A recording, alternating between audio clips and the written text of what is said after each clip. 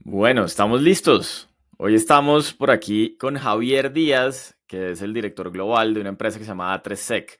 Yo tuve la oportunidad de conocer a Javier hace ya varios años, coincidimos en varios proyectos aquí en Colombia. Entonces, pues Javier, un gusto tenerte hoy en Extrategia. Pues Susquitar, qué bueno verlo nuevamente. Hacía varios meses que no sabía en qué andabas y me lo encuentro en esto. Pues qué chévere. Esperemos tener un espacio divertido y compartir varias ideas. Súper, súper, de una. Bueno, pues Javi, hablemos un poquito de A3Sec. ¿Qué es A3Sec? ¿Qué hacen en A3Sec un poco? Y ahí vamos un poquito como introduciendo toda la historia. Vale, pues te cuento. A ver, A3Sec nace en el 2012, cuando separamos el área de servicios profesionales de una organización que se llamaba Alienbolt. Alienbolt fue un proyecto español en el que unos emprendedores desarrollan una herramienta de correlación de eventos. Esa herramienta al principio era open source y posteriormente migraron hacia una plataforma licenciada, se fueron a rondas de inversión a Estados Unidos y ya, digamos que cuando estaban en una ronda como la C, toman la decisión de escindir lo que era el negocio de servicios profesionales, en el que ya teníamos nosotros personas apoyando a organizaciones en la operación de ciberseguridad.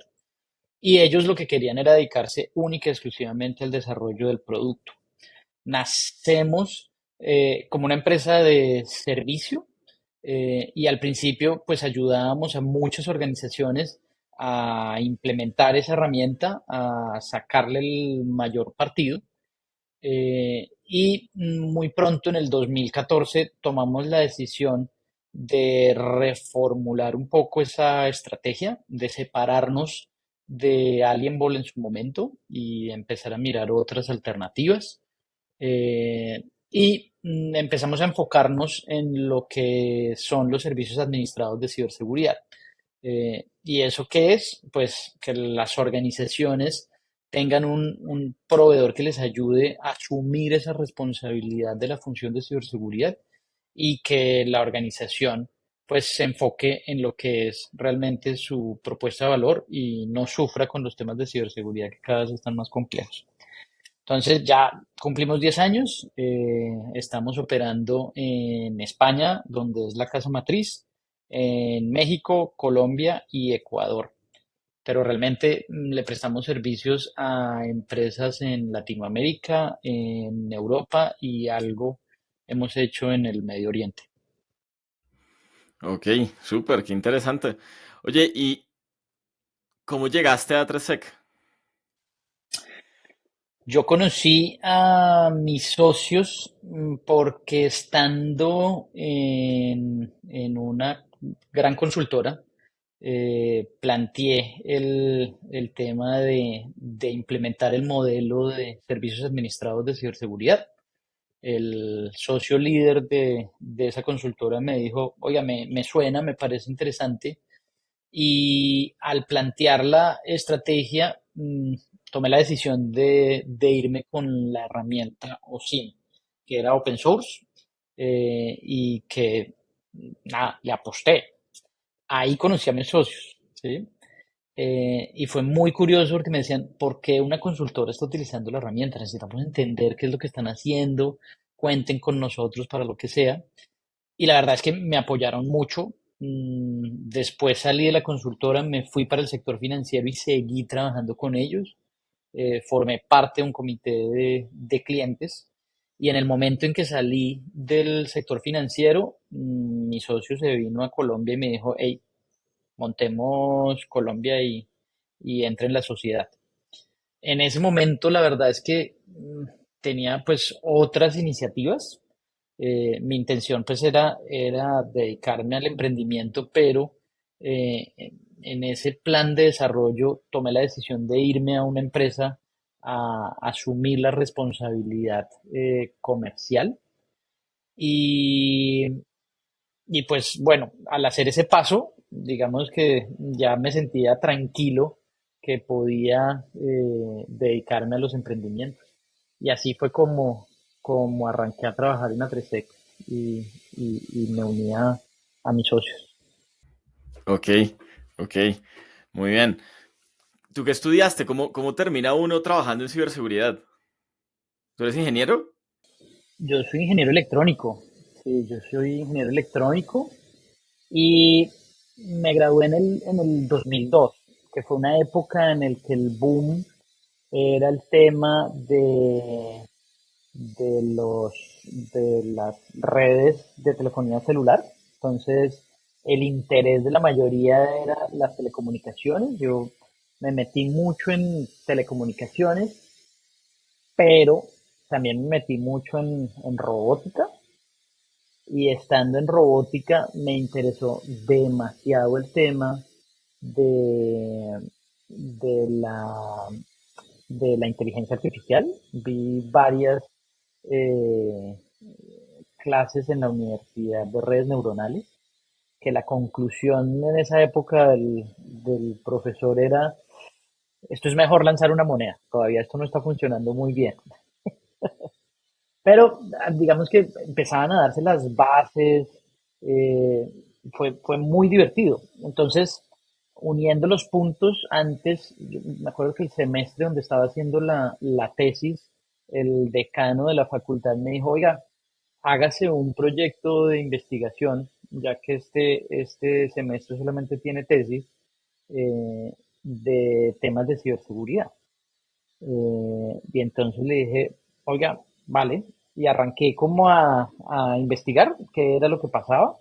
En eso pues estaba el boom de internet.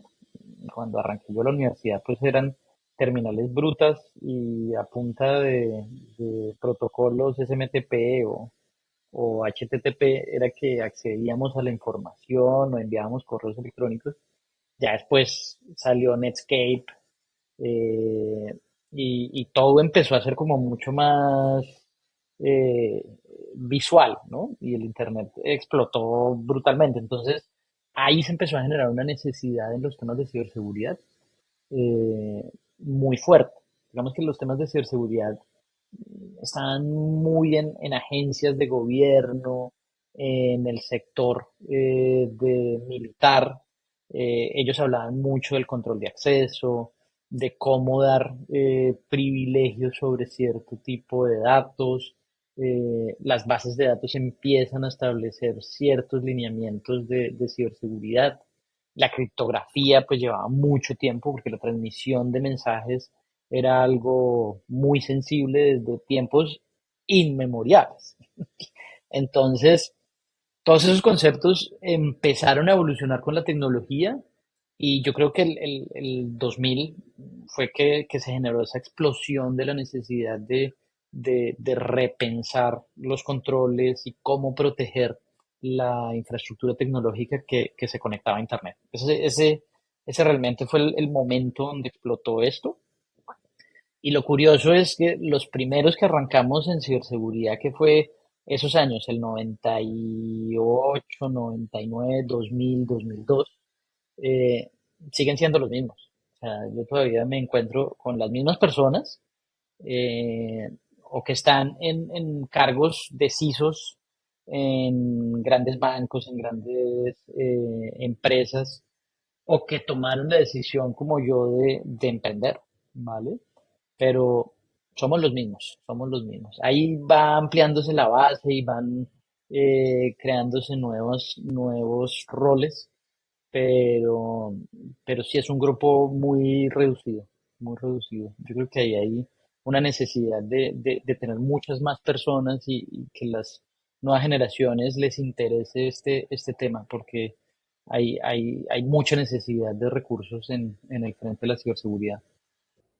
Total, total. Yo creo que siempre he pensado que este tema de la ciberseguridad es así como cuando a uno de los papás le dicen, oiga, cuídese, cuídese, cuídese, cuídese, y uno no se cuida y algo le pasa, ¿no?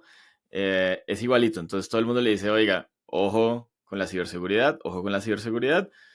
Las compañías normalmente hoy en día hacen más inversiones, pero normalmente no se preocupaban tanto por la ciberseguridad hasta que les pasa algo, ¿no? Eh, um, ¿Cuál ha sido tu experiencia ahí un poquito en Latinoamérica y en los países donde tienen operación con A3Sec en ese sentido? Vale, digamos, las organizaciones tienen como tres niveles de madurez en términos de ciberseguridad. Digamos que la madurez más bajita son aquellas organizaciones que la regulación es la que le pide invertir en temas de ciberseguridad. Y ese es como el nivel más bajo. Entonces, o sale una regulación o empieza a establecer negocios con alguna empresa grande, una compañía importante, y le empieza a generar requerimientos de controles de ciberseguridad. Ese es el nivel más básico en el que empezamos a tomar decisiones de aplicar controles porque alguien me lo está pidiendo, o una ley o algún cliente. El segundo nivel es un poco el que tú planteas y es, me sucedió algo, ¿sí? Me cayó el ransomware, me atacaron, me tumbaron la página y a partir de eso, pues tomo la decisión de invertir en controles. Entonces, es muy una gestión de riesgo, pero está bien, o sea, vamos viendo y de acuerdo a las necesidades del entorno, pues vamos aplicando los controles. Y las empresas como de mayor madurez son aquellas que ya están pensando en la eficiencia operativa, en cómo hacer más con menos, en los que están verificando cómo los recursos que estoy invirtiendo en los temas de ciberseguridad, pues los uso de una mejor manera. Entonces, siempre los he visto en esos tres niveles a las organizaciones. Y también viendo un poco el responsable de ciberseguridad, yo hacía análisis hace muchos años de cuáles eran esos perfiles y de dónde salían las personas y cómo terminaban siendo esas decisiones de ciberseguridad. Y digamos que vamos a verlo como un rango de esa capacidad de tomar riesgos, ¿vale? Entonces está el perfil auditor, ¿sí? Que hay muchas personas que asumen esa responsabilidad del oficial de seguridad o del CISO en una organización y digamos que se enfoca en que no pase nada, ¿sí? No asume ningún riesgo y él es el doctor no, el que va a decir esto no puede salir así porque es que si no tiene esto, no hay cómo. Y el otro perfil es el hombre de negocio. Yo siempre me sentí que era un mal CISO cuando asumí esa responsabilidad porque era muy de negocio, era muy orientado a asumir riesgos. Pero tuve buenas metodologías que me ayudaron a cómo asumir esos riesgos y a cómo tomar esas decisiones. Pero digamos que ese es el otro espectro de esa línea. Y está, al final de cuentas, el punto medio, el que tiene esa capacidad de ceder ante ciertas cosas y a conciliar o poner una posición en la que no deberíamos asumir tanto riesgo. Ese es como el mejor perfil de todos, el que tiene esa capacidad, el que gestiona una deuda técnica en términos de ciberseguridad, el que garantiza que toda la organización asume el riesgo, ¿sí? Y nos vamos para adelante porque muchas veces el negocio lo pide, lo necesita, pero si todos sabemos el riesgo que asumimos y nos vamos todos al frente, pues no va a haber problema. Hizo bien la gestión. Eso es el elemento que termina siendo importante. Entonces, así son como las organizaciones en términos de ciberseguridad a nivel de madurez y así es un poco el perfil del que asume la responsabilidad de ciberseguridad en las organizaciones. Ahí tocaste dos temas bien interesantes. Yo recuerdo, yo era el vicepresidente de producto y tecnología en una startup, pues ya no era tan startup, sino era más scale-up. eh, am, y nos empezaron a llegar correos, ¿no? Y nos decían como, oiga, tenemos una parte de su código. Y nosotros más, nos están tratando de engañar, están cañando. Y no sé, un martes o algo así, nos llega un correo con unas fotos y nos dicen como, oiga, tenemos su código. y aquí están las evidencias. A la hora estamos en primera plana del periódico y de del sitio web del periódico más grande de Colombia. Y de ahí se arma una bola de nieve y duramos una semana eh, en roadshow por todos los medios del país explicando que no había pasado nada, haciendo todas las auditorías forenses y demás y entendiendo qué era lo que había sucedido.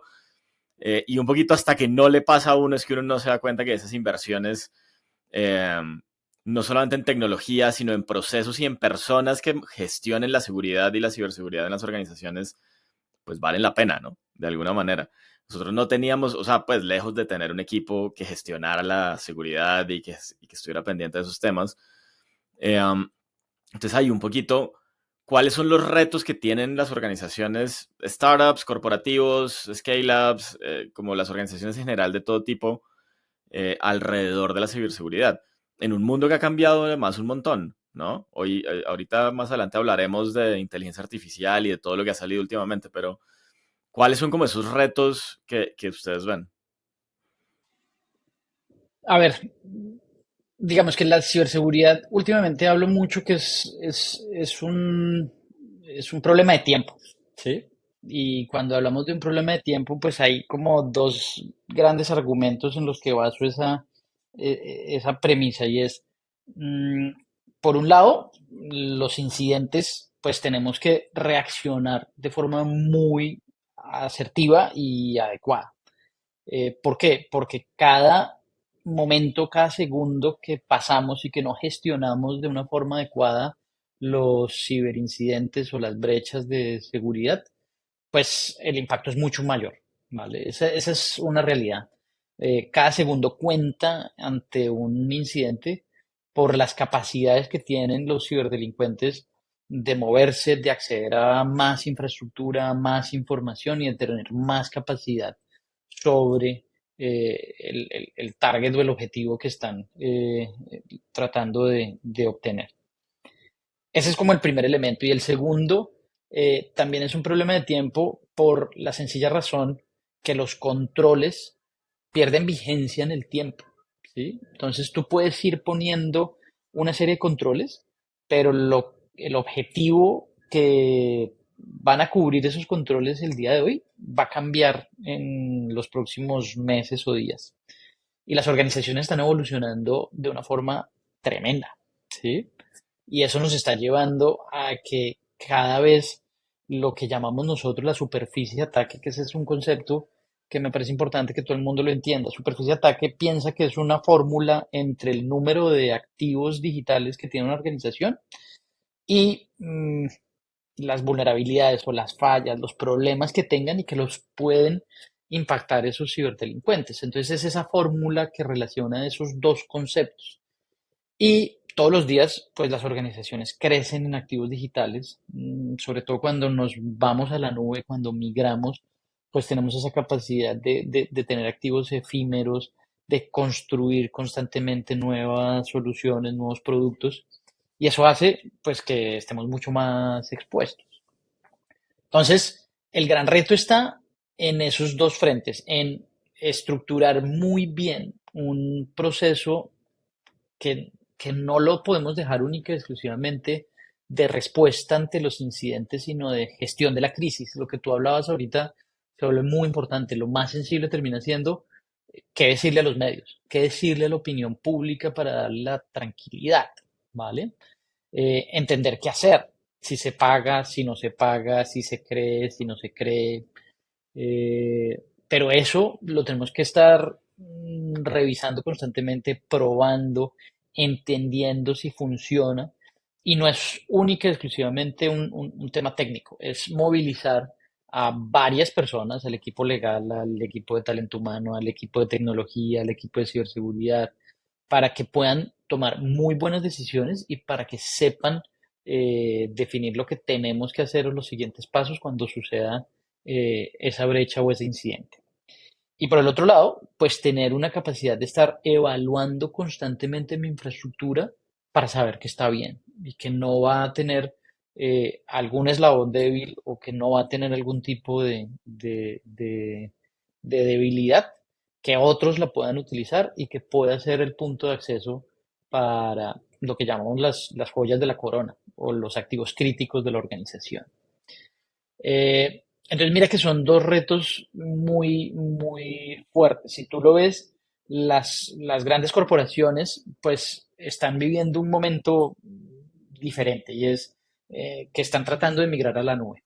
Y esa migración a la nube pues hace que cambien mucho los conceptos y las formas como protegíamos eh, esa infraestructura que era local, que nosotros conocíamos, que sabíamos dónde estaba, que era física, que la podía ir y contar, ¿vale? Entonces, en ese modelo la ciberseguridad era muy diferente, era la visión medieval de construir una fortaleza, de ponerle varios muros, porque si me tumban el primero, pues aquí tengo otro para enfrentar y le pongo una torre aquí que vigila y otra aquí con arqueros. Esa era la visión que teníamos para proteger ese tipo de arquitecturas. Pero ahora cuando estamos en una arquitectura donde todos estamos remotos o híbridos y la mayoría de infraestructura tecnológica está en el cloud, pues hay que repensarlo porque esos muros ya no se pueden poner. ¿Sí? Está completamente abierto, la información fluye, está en diferentes lugares, ubicaciones. Entonces hay que repensar mucho esa ciberseguridad. Yo siento que es más sencillo, ¿sí? Pero cambian muchos conceptos que antes los aplicábamos. Te pongo un ejemplo. Antes las vulnerabilidades, pues eran vulnerabilidades que teníamos en un diccionario, ¿sí? Entonces yo decía, oiga, tengo un sistema operativo Windows, tal versión, y ya me salían todas las vulnerabilidades y me decía, aplíquele todos estos parches, ¿ok? Y lo mismo pasan con las aplicaciones. Oiga, tengo el Oracle tal o tengo el vSphere de tal versión y ya sabíamos exactamente lo que teníamos o que configurar o qué parches implementar. Ahora, como todos son piezas de software que se ejecutan efímeramente, que es esa visión serverless, eh, pues no tenemos esa capacidad porque no van a haber varios códigos que tengan la misma vulnerabilidad, sino todo es muy personalizado. Entonces, la forma como vamos a gestionar las vulnerabilidades en los próximos años va a ser completamente diferente a como lo habíamos visto. Y eso lo vivimos en ciberseguridad con el cambio de paradigma del antivirus. El antivirus era exactamente igual. Era un diccionario de virus. Si estaba dentro del cuadernillo, lo podía detectar, si no, complicado. Y eso lo entendieron muy bien los atacantes y con las capacidades de procesamiento, pues un virus cambiaba por completo, se modificaba, entonces no lo detectaban los antivirus. Y tú, me acuerdo que tuvimos unos 7 años en los que yo decía, poner un antivirus ahorita es una bobada. No es el control. Tenemos que repensarlo. Miremos otras alternativas y ya llegaron alternativas que nos ayudaban a hacer una detección diferente, ¿sí? Que tienen mucha más inteligencia. Ahorita todo es mediante Machine Learning y tienen unas detecciones más en el comportamiento y en lo que pueden hacer a detectar un archivo que puede ser sospechoso. Entonces, esos son como los grandes retos que yo veo. Eso está muy bacano, porque hay un tema ahí que es el tema del tiempo real, ¿no? Quizás hace un par de años o varios años atrás, monitorear en tiempo real, entender en tiempo real lo que sucedía con mi operación, con mi infraestructura, pues era algo que las empresas podían de alguna manera controlar, ¿no? Y entonces como que yo hago 2 revisiones al mes, hago una revisión cada trimestre, pero hoy en día, con la velocidad, con el software, con la diferencia en la manera como también la ciberdelincuencia avanza, pues gestionar el tiempo real es clave. Y ahí es donde un poquito entra todo este nuevo mundo de machine learning, inteligencia artificial, etcétera, etcétera, ¿no? Sí, ¿qué te cuento? Yo tuve un proyecto en el 2007, cuando estaba en la consultora, en el que le planteé a uno de mis clientes el hacer auditoría en línea, ¿sí? estaba muy metido en esa visión del data-driven security, de tomar todos los datos que se pudieran para tener mejores decisiones y para detectar cosas en tiempo real. La tecnología no estaba lista en ese momento para cumplir con eso, pero yo creo que dimos pasos importantes. Y eso al final de cuentas es lo que venimos haciendo en Atresec y es el transformar esa ciberseguridad en que sea una ciberseguridad soportada en datos. Nos ayuda mucho a aplicar estas nuevas tecnologías como para encontrar aquello que realmente puede ser sensible para nosotros. Y la gran problemática que tenemos aquí son dos. Uno es que realmente logremos detectar las cosas, ¿vale? Que esa es como la primera, más compleja de mi día a día y de mi promesa de valor. O sea, yo al final de cuentas le tengo que decir a mi cliente a qué me comprometo. Y una de las cosas que hemos sido pues muy efectivos es que nos hemos comprometido a una detección. Y ese compromiso de la detección se basa en que tanto el cliente como nosotros sabemos exactamente qué podemos detectar y qué no. ¿Sí? Esas detecciones necesitamos, primero, fuentes de información, logs o bases de datos o aplicaciones o cualquier data estructurada o no estructurada que me ayude a mí a saber qué es lo que está sucediendo. Y posteriormente, reglas de correlación o modelos de detección automática mediante algoritmos de inteligencia artificial que nos ayuden a sacar esa aguja en el pajar y que digamos, oiga, esto es muy sensible frente a una gran cantidad de datos. Entonces, ese es como el primer elemento. Y el segundo elemento es que la automatización hizo que abriéramos como esa línea de tiempo. A ver, el mensaje que quiero transmitir, que es muy difícil explicarlo si no tengo una diapositiva o una imagen, es piensa tú que coges el metro y el metro es como el tiempo y con la automatización yo lo que logré es hacer que los minutos, los segundos, los milisegundos se ampliaran mucho porque las máquinas tienen la capacidad de hacer muchas más tareas en un periodo más corto de tiempo. Entonces, antes los equipos de operación de ciberseguridad, pues es que era muy gracioso. Yo documentaba los procesos de respuesta a incidentes, entonces decíamos 5 minutos para hacer esta tarea, 10 minutos para hacer esto, 20 minutos para hacer esto, y con eso lograba reaccionar en 1 hora, 2 horas ante un evento. ¿Ok? Cuando incluimos esas capacidades de automatización, pues eso que hacíamos en 1 hora lo podemos hacer en segundos, ¿vale? Porque son procesos automatizados de tareas que son repetitivas y que logramos disparar y obtener todo para tomar decisiones. Eso es el mundo de la automatización y la orquestación de ciberseguridad, que es otro elemento que es muy, muy importante sumado a ese data-driven security. Bien, ahora, todas esas capacidades que la tecnología le da a las empresas, digamos, para hacer un uso en toda su gestión de seguridad y demás, pues evidentemente como que agrandan un poquito el scope y la capacidad que tiene la empresa de protegerse. Pero también como que le da unas capacidades a los ciberdelincuentes, ¿no? O sea, pues la inteligencia artificial, machine learning, deep learning, todo lo que sucede como en el Internet negro, en la dark web, etcétera, etcétera. Pues digamos, del otro lado también hay un avance, ¿no? ¿Cuáles son como esos avances y como, porque muchas veces van más rápido que lo que pueden ir las empresas, ¿no? Yo ¿cómo lo defino? Porque no creo que es un tema de tecnología, ¿vale? Eh, es más motivación y recursos, ¿sí? Y cuando hablo de recursos, pues es tiempo y dinero. Digamos que desde que yo arranqué en los temas de ciberseguridad, siempre entendí que acceder a un sistema era cuestión de tiempo, ¿sí? No es un tema en el que haya infraestructura infalible en cuanto a ciberseguridad, ¿sí? O sea, vamos a poder entrar sí o sí. Lo único que necesitamos es un motivo y dinero, ¿ok? Y tiempo, ¿vale? Eh, entonces, te pongo este ejemplo porque de ahí voy a sacar un podcast en un momento, pero todavía no he logrado hacerlo.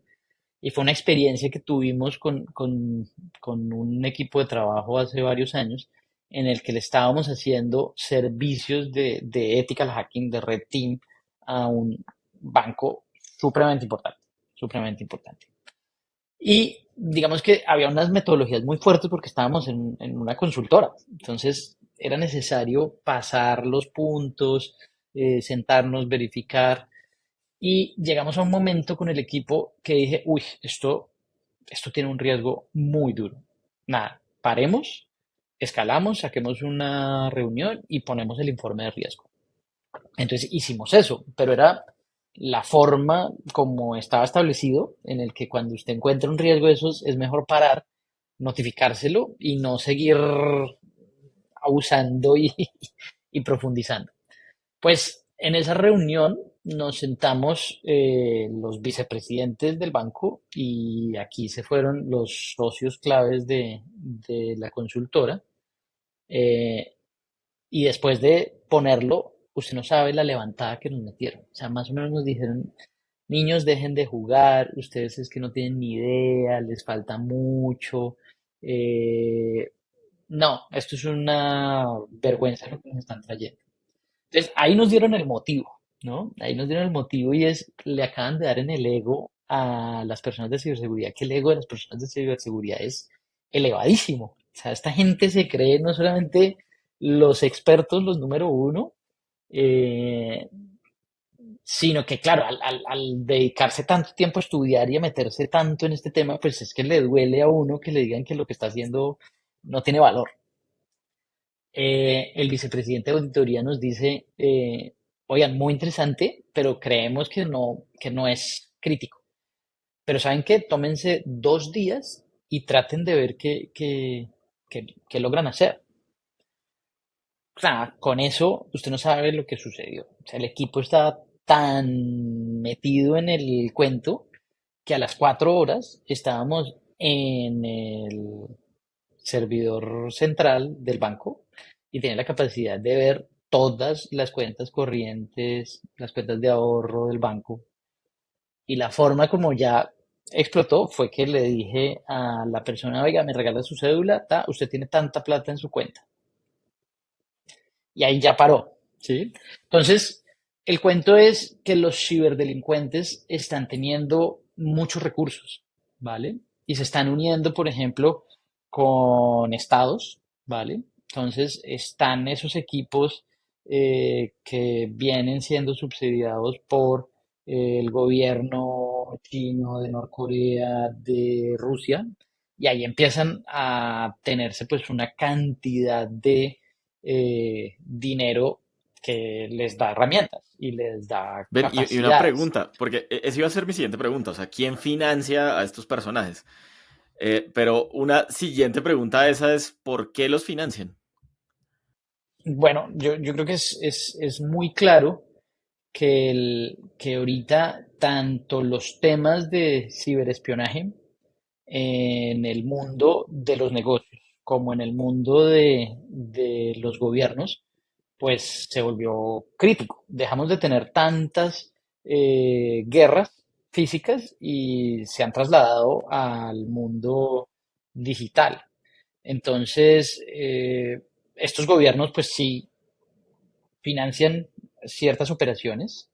En el 2012, pues se mostró que el gobierno chino financiaba operaciones para acceder a varias agencias del gobierno de Estados Unidos para robar información de empresas importantes de Estados Unidos.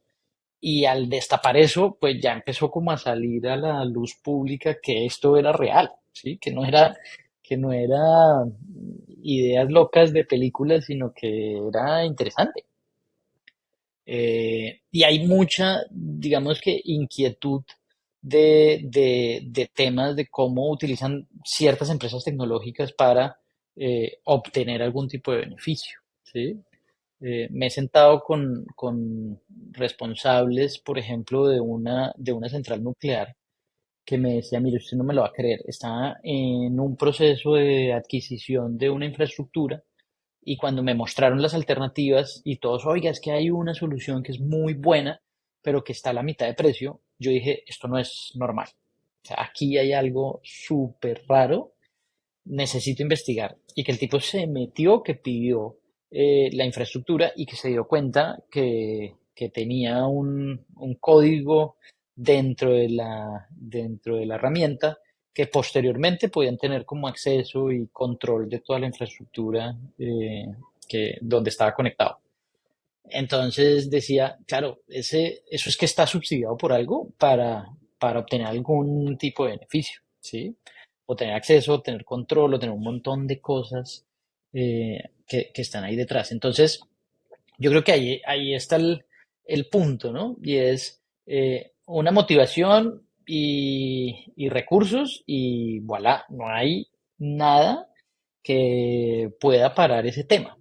Entonces, siempre he dicho que la función de ciberseguridad está muy desbalanceada, ¿sí? A mí nunca me felicitaron porque no pasó nada en la organización cuando era CISO, ¿no? O sea, nunca, oiga, llevamos 3 meses y no, nada de problemas de ciberseguridad, ¿no? Felicitaciones. No, eso nunca pasó, pero sucedía algo y usted no sabe la levantada tan fuerte. Y si lo ves, es así. O sea, nosotros estamos tratando de tapar todos los huecos, de estar constantemente verificando si los controles están bien, si los responsables por ejecutar los controles lo hacen. eh, y en el otro lado, tan solo están esperando que uno cometa un error para poder obtener el acceso que están buscando. Esa es como la gran problemática y por eso es una función muy compleja, muy divertida porque evoluciona constantemente con la tecnología y yo creo que genera un tema de dopamina cuando vos logras los resultados. O sea, el tema de ciberseguridad tiene ese elemento que yo creo que lo sienten también los desarrolladores cuando logran construir el software con la función que quieren. Pues en ciberseguridad pasa algo muy parecido y es cuando uno logra el resultado, cuando se mete a un sistema, cuando logra vulnerar algo o cuando logra implementar un control que le ayuda a cumplir con el objetivo, pues se siente muy bien, se siente que es de la NASA, que lo va a lograr llegar a Marte en el Renault 4. Es un poco lo que sucede. Javi, hablemos un poquito de ChatGPT y de todo lo que está sucediendo en inteligencia artificial hoy en día. Em, yo creo que cambió definitivamente el escenario para muchos y para muchas profesiones y para muchas actividades el hecho de que los modelos del lenguaje estén avanzando a la velocidad que estén avanzando, que grandes compañías estén haciendo inversiones ahí, y creo que hay muchas cosas positivas alrededor de eso. Pero me imagino que también abre un escenario de riesgos nuevos, desconocidos para las empresas, ¿no? ¿Qué ven ustedes ahí? Yo soy muy optimista. O sea, a mí siempre me ha parecido que estas nuevas tecnologías, pues siempre hay que verlas desde el punto de vista del beneficio que le trae a la humanidad, ¿vale? Hacía unos años cuando empezaron a salir el tema de las gafas que podían conectarse con internet y entonces que tomaban una foto y ya te registraban y te ponían como esa realidad aumentada, pues mucha gente le veía como unos riesgos de seguridad física muy fuertes. Pero yo decía, oye, esto es una raquera. La capacidad que se puede tener de indexar, de poner información. Yo veía, no sé, la Fórmula 1 y que tuviera todos los datos de la velocidad, tal. Eso me parecía fantástico. Ahorita, con lo que estamos viendo, hay que tener también algo súper claro. Y esto está en pruebas. ¿Sí? Hace como 3 años Google apagó un algoritmo de inteligencia artificial que los había dejado que construyeran sus propias reglas y que terminaron definiendo unas cosas tan locas que ellos tomaron la decisión de apagarlo. ¿Sí? Y lo que estamos viviendo ahorita es que todo el mundo está tratando de sacar el máximo provecho a ChatGPT y la verdad es que es muy poderoso. ¿Sí? O sea, si tú lo ves lo que te transmite, lo que te puede entregar. O sea, yo hacía una prueba con mi hijo menor que está muy metido en el mundo del emprendimiento, le llama mucho la atención, entonces le dije, venga, empezamos a preguntarle a ver este man por dónde nos lleva.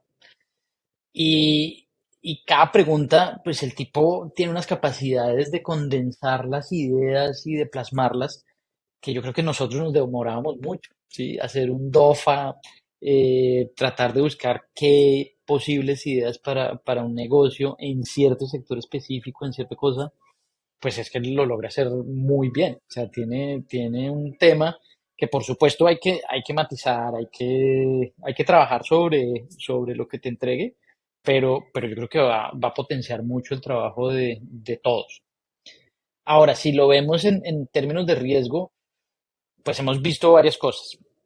La capacidad de construir código es que es muy salvaje, ¿sí? O sea, tú ya puedes decirle, construyame un código que haga esto, ¿sí? Entonces, la posibilidad de que construya malware y que se utilice para este tipo de actividades es muy alta. Que nos ayude a construir desinformación es muy alta, ¿sí? Y ChatGPT, digamos que tiene la capacidad de crearte una noticia falsa sin problema, ¿sí? Pero no sé si has visto Midjourney, que tiene la capacidad de crear imágenes y que he visto muchas imágenes de la captura de Trump esta semana, ¿no? No sé si lo has visto. Y es el mismo algoritmo que logra tomar las fotos y recrear una historia ficticia y que puede ser utilizado para desinformar o puede ser utilizado para construir ciertos vectores de ataque en el que eh, se abusa de lo que llamamos la ingeniería social, ¿sí? De que uno cae en confiar en algo por el remitente o por la realidad con la que se presenta la información. Eh, hay otros que plantean que uno podría capturar mucho conocimiento mediante lo que se le pregunta a ChatGPT. eh, sí, hay ciertas pasarelas que podrían empezar a construir o a perfilar de acuerdo a tus preguntas, eh, tus gustos, tus necesidades o hasta la estrategia que estás armando detrás. ¿Sí? Eso podría ser, lo veo complejo, pero todo puede suceder y menos mal todavía todo está en prueba como para validar si eso funciona. Entonces, yo soy mucho más veo el vaso medio lleno que medio vacío y yo creo que va a ser impresionante. Hablaba el fin de semana que me fui a montar bicicleta con un amigo que es profesor, lo ponía sobre la mesa, me decía, no, no, es que esto va a ser violento. O sea, ya los trabajos que le tenemos que poner a los muchachos tienen que ser diferentes, ¿sí? O tenemos que estar todo pasándolo por ChatGPT a ver si él fue el que lo creó y si me sale exactamente la misma respuesta. Yo decía, más que eso, es empezar a replantear el tipo de trabajos que tiene que hacer el ser humano, porque sí hay muchas cosas que las puede asumir un algoritmo de inteligencia artificial como este. Pero que va a transformar el mundo, eso sí lo tengo súper claro. Y que tiene mucho beneficio, también. Totalmente. Oye, ¿y cómo se preparan un poco las empresas en este nuevo escenario para protegerse y para hacer una gestión correcta, digamos, de su seguridad? Y ahí quisiera que, porque lo que yo siento es un poquito como que hay dos grandes mundos, el mundo de los corporativos y las grandes empresas que tienen presupuesto, que tienen infraestructura en equipos, en tecnología y demás, o por lo menos podrían tener acceso a la tecnología. Y después vienen como los pequeños, medianas startups que igual también están en el mismo mundo, donde igual se enfrentan a los mismos riesgos, a lo mejor en otras dimensiones. Pero cómo se preparan y cómo navegan este mundo que avanza rápido. A ver, yo qué estoy viendo. Yo estoy viendo que hay un interés en la mayoría de organizaciones en tercerizar esta función. ¿Sí? Es una función compleja, supremamente necesaria, o sea, no hay organización que no tenga esta necesidad, eh, pero también se han dado cuenta que cuesta mucho mantener este tema. Eh, mi, mi, mi experiencia, por ejemplo, en el sector financiero me funcionó muy bien y tenía un equipo muy grande dedicado a los temas de ciberseguridad, pero es porque éramos un holding de empresas, ¿sí?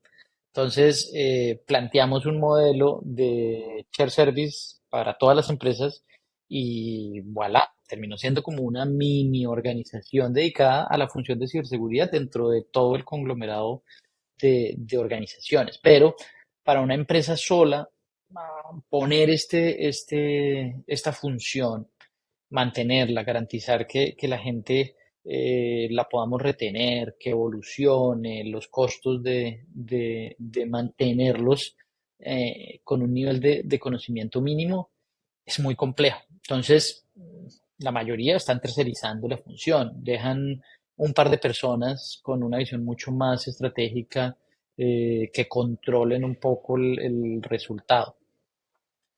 Y para las pequeñas, pues las pequeñas tienen un tema particular y es, la mayoría nacen ya nativas cloud, ¿no? Entonces tienen un par de infraestructuras en la nube, todos son equipos personales o todas las personas están remotas, pocas oficinas.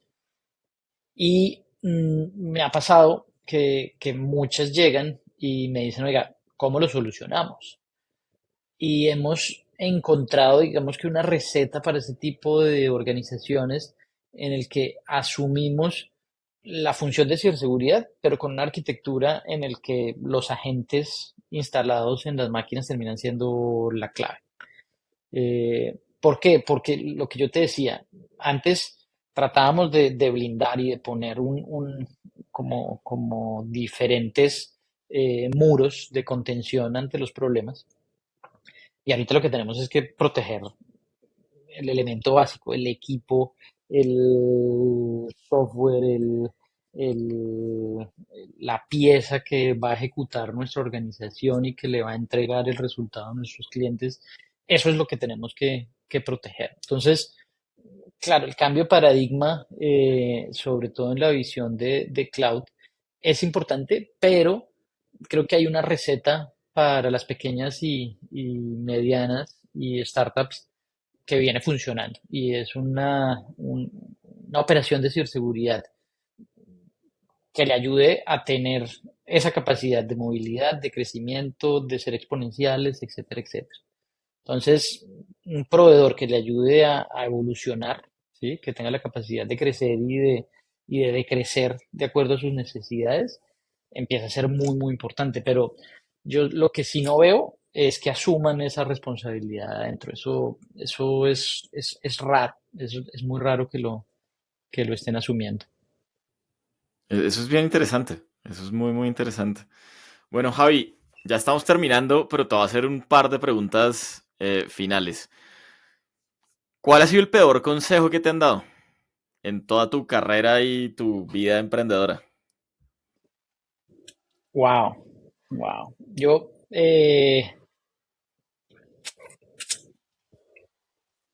joder, esta es una pregunta difícil, Osquitar. Esa la tiene dentro del cuaderno, ¿no?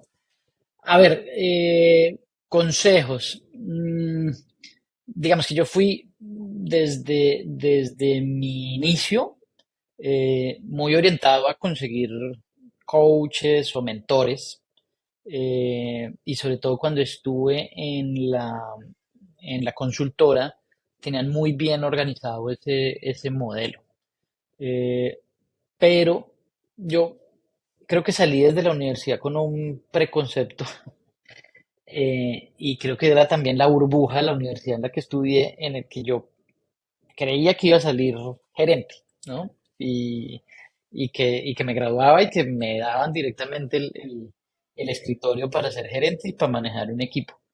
Eh, yo creo que al final de cuentas, más que un consejo, fue la falta de una realidad que nos tenía que transmitir la empresa, eh, la universidad y es, la vida no es así, o sea, usted no nació con privilegios, sino que se tiene que construir su vida profesional y su plan de carrera y tiene que ir pasando nivel a nivel. Entonces ahí yo creo que falta un consejo y tal vez te volteo un poco esa y es, no es que me hayan dado un mal consejo, sino que faltó ese consejo y es que tanto el mundo académico y el mundo de las empresas está muy desconectado y uno sale a creer que puede hacer mil cosas y que está preparado para muchas y la realidad es muy diferente, sobre todo en Latinoamérica, ¿vale? Eh, otro tema que me pareció interesante, se lo escuché a unas emprendedoras hace un par de semanas y fue algo que también analizamos mucho. Y es el abrir una empresa en España. Y entonces me decían, ese fue el peor consejo que me habían dado. Yo debía haber abierto la empresa en otro lado. Y entonces le hacía el análisis y le decía, no puedes ponerte así. O sea, piensa muy bien cuál es el beneficio de estar en un país como España, ¿sí? Las problemáticas que tenemos nosotros en Latinoamérica es que fondear las ideas es muy difícil. O sea, el sector financiero es que no apoya. Eh, yo no sé, esa gestión de riesgo del sector financiero, quién la definió, pero es imposible que ayuden a las pequeñas y medianas empresas. Es increíble. Mientras que en España los subsidios, los apoyos, los bancos están listos para moverlos. Hay que ser formales y hay que tener una formalidad, pero están listos para que eso suceda y acceder a créditos blandos es muy sencillo y la reputación que te da, ¿no? O sea, hablar que tienes una empresa en España, pues es muy diferente a decir que tu empresa está en Colombia, ¿sí? Esa es una realidad. Cuando empecé en los due diligence, eh, en el que empezaron a valorar la compañía, pues muchos ponían unos niveles de riesgo en Latinoamérica demasiado altos y podían ser operaciones muy efectivas con unas ventajas comparativas interesantes, pero se valoraba mucho más la empresa en España. ¿Sí? Esos son elementos que aunque no me dieron el consejo o el mal consejo, a estas chicas me hizo repensar mucho el tema y lo analizamos y me pareció divertido. Pero como para responderte, o sea, al final de cuentas, yo cuando tengo reuniones o con emprendedores o con mentores, trato que no se den consejos, sino de compartir experiencias, ¿vale? Y yo siempre le digo, tanto cuando yo hago las mentorías o soy el coach, o cuando soy el coachee y tengo mentores, cuéntenme sus experiencias, pero no me vaya a decir qué hacer, o sea, no me dé consejo, porque no creo que las personas estén para dar consejos, sino para compartir experiencias y como para dar sus puntos de vista y cada uno tiene que tomar las decisiones de acuerdo a lo que vean pertinente. Total, total. La siguiente es, ¿qué le dirías un poquito a los emprendedores? ¿Qué mensaje les dejas? Ok, bueno, yo fui emprendedor en una época muy diferente a los últimos años, que el emprendimiento, sobre todo en Latinoamérica, ha evolucionado muy chévere. Nosotros arrancamos la primera empresa en el 2011 aproximadamente. No existía esa visión de las rondas de inversión, del venture capital. Estábamos lejos de esas capacidades. Eh, pero ¿qué les digo? Uno, que las relaciones son lo más importante. ¿sí? Yo creo que las relaciones terminan siendo lo que ayudan a construir el ecosistema, ¿vale?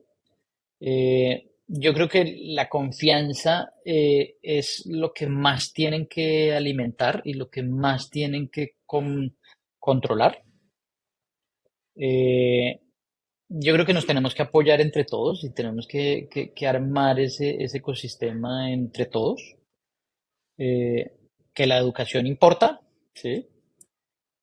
Y que los que pasamos de las etapas de startups y estamos en otros niveles, tenemos que apoyar mucho, o sea, tenemos que probar, que experimentar con esas nuevas empresas.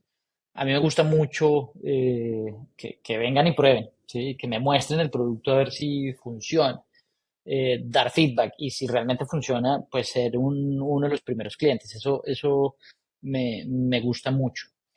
Pero ahorita en el momento que estamos viviendo, para mí, ¿cuál es el mensaje como clave? Y es, tienen que enfocarse mucho en esos unit economics, en que sea realmente rentable la idea. Hay que bajar un poco esa visión en el que hay que salir a conseguir dinero, sino mucho más enfocados en construir el negocio realmente, que las valoraciones en los próximos 2 o 3 años no van a ser las mismas que los últimos tres, y que, por favor, lo más importante es que aunque las cosas no se den, que que la confianza no se vaya a perder. O sea, que lo den todo hasta el último, que sean transparentes con sus inversionistas y con sus clientes, eh, que continuamente estén entregando reportes, que saquen sesiones, que pidan ayuda a todos los que están cercanos.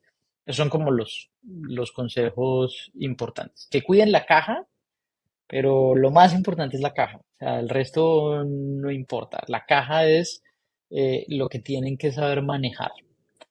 Eh, yo creo que ahí tienen muchas cosas. Súper, súper, no, buenísimo. Oye, y por último, si nos tuvieras que recomendar un libro, ¿cuál nos recomendarías? Pues varios. A mí me gustó mucho el de Peter Thiel, el de 0 a 1. Me gustó mucho. Ese lo recomiendo. Estoy releyendo y es algo que no me lo quiero terminar, que es el de los hábitos atómicos, que me parece buenísimo. Y ahorita me estoy leyendo un libro para repensar las estructuras de las organizaciones, en el que hablamos de cómo deben ser las nuevas estructuras, de cómo se deben tomar las decisiones, de cómo tenemos que eliminar un poco las jerarquías, de cómo tenemos que dar ese espacio para que las personas se muevan fácilmente en diferentes roles. Es un libro que me parece importante, que he visto ya un par de startups que están hablando de esos conceptos y cómo aplicarlos dentro de las organizaciones, los conceptos de tribus, los conceptos de cómo tomar decisiones, que no hayan jerarquías. Son conceptos que me parece que hay que analizarlos y hay que probarlos y empezar a implementarlos. La holocracia y ese tipo de temas me están apasionando y tengo un par de libros que me estoy leyendo, pero esos dos iniciales, pero importantísimos que se los lean y se los relean. Súper, súper, muy buenas recomendaciones. Javi, pues llegamos al final. Muchas gracias por este espacio. Creo que fue una gran conversación, una masterclass de ciberseguridad. Así que nada, muchísimas gracias por tu tiempo y tu disposición. Pues Osquitar, gracias por invitarme. Muchos éxitos en este tema que estás haciendo y espero escuchar varios que no he podido escuchar ni el primero. Dale, dale, claro que sí. Muchas, muchas gracias. Chao, chao. Vale, un abrazo, buen día.